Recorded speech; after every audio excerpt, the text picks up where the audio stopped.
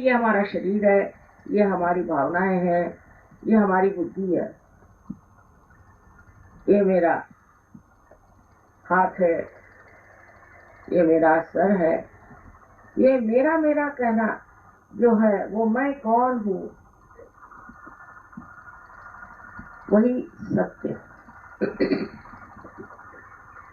और दूसरा सत्य ऐसा है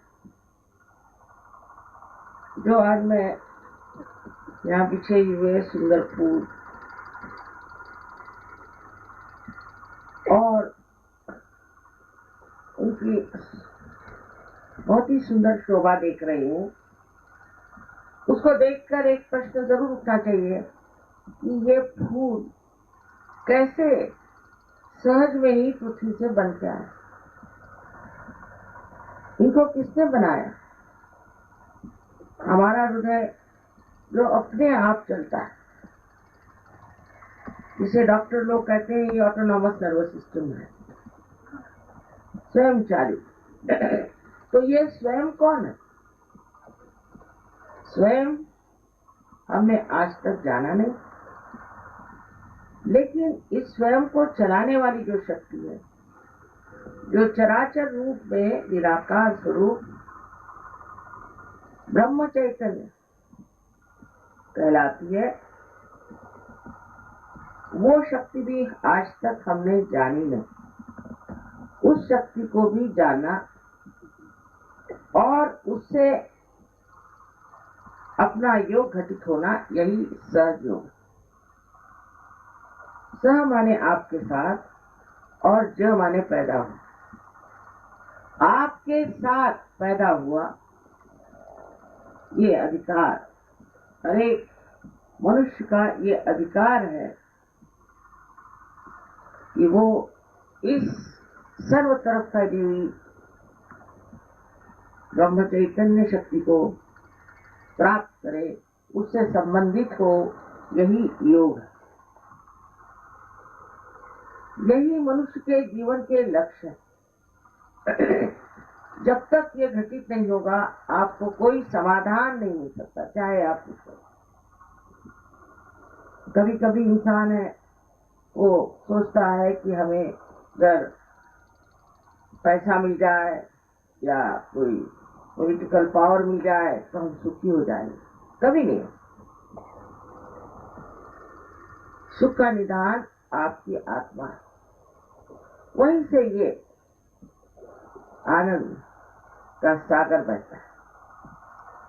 अभी तक आपकी आत्मा एक साक्षी होकर के आपके सारे कार्यों को देखती है। अभी तक आपके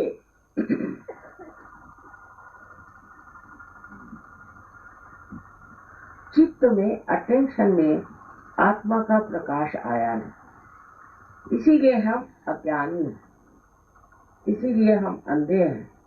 कबीरदास कहते हैं, कैसे समझाऊं सब जग अंधा। ये मुश्किलें संतों को हुई, लेकिन आज वो दिन आ गया है जब हमें वो सूक्ष्म दृष्टि प्राप्त हो सके। एकदम सहज है बात, सहज में ही ये चीज घटित है। कुंडलिनी के बारे में अनादि काल से लोगों ने मेहनत की। मैं जो करने जा रही हूँ या कह रही हूँ, ये कोई नई बात नहीं। बस इतना ही फर्क है कि आजकल के जमाने में ये चीज सामूहिकता से घटित होती है, लेकिन पहले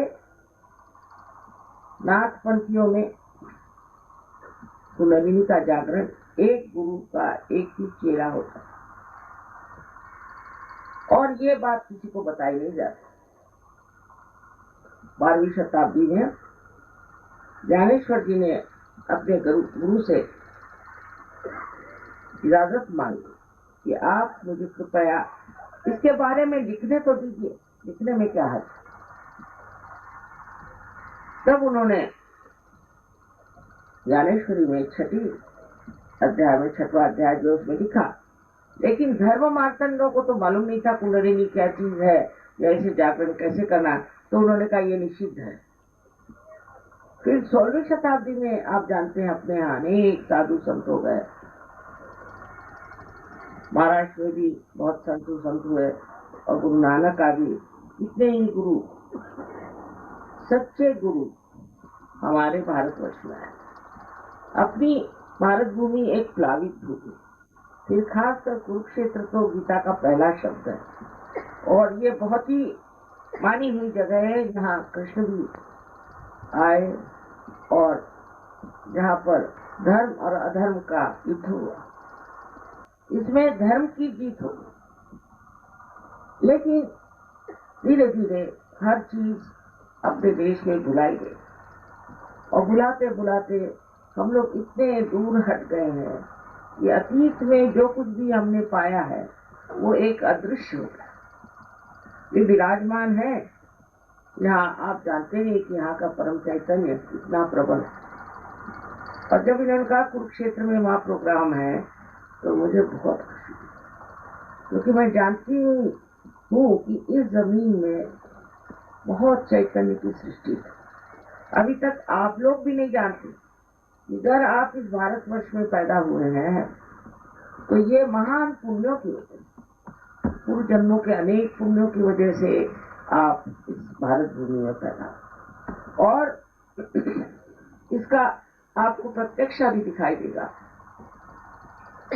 सहज के बारे में आपको बताया गया है कि आपके अंदर कुंडलिनी नाम की शक्ति, और ये शक्ति जागृत होने से 6 चक्रों को भेद करके, 6 चक्रों को भेद करके ब्रह्मरंध्र जो यहाँ पर है उसे भेद करके तालु से उसकी वो जो चारों तरफ फैली हुई ये चैतन्य सृष्टि है उससे उसको एकाकारिता आती है, उसे योग कहते हैं। इसमें समझने की बात यह है कि इस पृथ्वी पर हम लोग ध्यान दें कि एक बीज को अगर ये पृथ्वी माता के उदर में हम डाल दें तो वो अपने आप सहज में ही पनप आता है। कैसे आता है? क्योंकि उस बीज में भी ये शक्ति है और उस पृथ्वी माता में भी ये शक्ति है जो उसे जागरूक करती। रामदास स्वामी जो शिवाजी के गुरु थे, उनसे किसी ने पूछा कि कुंडलिनी जागरण में कितना समय लगता है। उनका तत्क्षण माने उस क्षण, पर वो लेने वाला भी चाहिए और देने वाला भी चाहिए। मैं भारतवर्ष में देखती हूँ कि हर जगह बहुत ज्यादा लोग धार्मिक हैं। हम लोग यहाँ बैठे बैठे जानते नहीं कि प्रदेश में इन लोगों की कितनी अंदरूनी हालत खराब, अंदर से ये लोग खोखले हुए चले जा रहे। ये दुर्दशा इनकी है कि इस छोटे से भाषण में मैं सब बता नहीं सकती, लेकिन बेचारे इतने त्रस्त हैं क्योंकि इनके संस्कृति में ही कोई धर्म नहीं रहता, कोई परमात्मा का विचार नहीं रहता, कोई उनसे भय नहीं रहता, और जिसके मनमानी चाहे करते रहते कि हम स्वतंत्र हैं। स्व का तंत्र तो वो होता है, स्व माने अपनी आत्मा, और उसका तंत्र जानना ही सहज होता है। जब तक आपने अपनी आत्मा का तंत्र नहीं जाना तब तक आप परतंत्र हैं। इसलिए ये बड़ी आनंद की बात है कि आज कुरुक्षेत्र में इतने लोग सहयोग के लिए पधारे। हमने सोचा था कि कभी न कभी हरियाणा में भी जाना होगा ही, और ऐसी घटना घटित हो गई। ये भी एक हमारे लिए भी परम भाग्य की बात है, क्योंकि जहाँ आपका चित्त बहुत अटका रहता है, जब तक आप उस चीज को समझ नहीं लेते, उसके साथ कुछ ठीक से इंतजाम नहीं कर देते, आपको लगता है कि अभी ये प्रदेश बचा हुआ है, ये प्रदेश जरूर देखना है, यहाँ जाना है। और आज यही बात बड़ी आनंद की है कि आज चीज घटित होगी। इसमें कोई बुद्धि चातुर्य नहीं, कोई विचार करने की जरूरत नहीं। कुंडलिनी आपकी अपनी माँ है, हरेक की अपनी माँ है, व्यक्तिगत इंडिविजुअल, और वो सब आपके बारे में जानती है, आपके पूर्व जन्म के बारे में सब कुछ, आप कैसे हैं, क्या है, वो सब आपकी तकलीफें भी जानती हैं, आपकी गलतियां भी जानती है, और वो आतुर है कि आपको ये आपका पुनर्जन्म दे। इसमें मेरा लेना देना कुछ नहीं।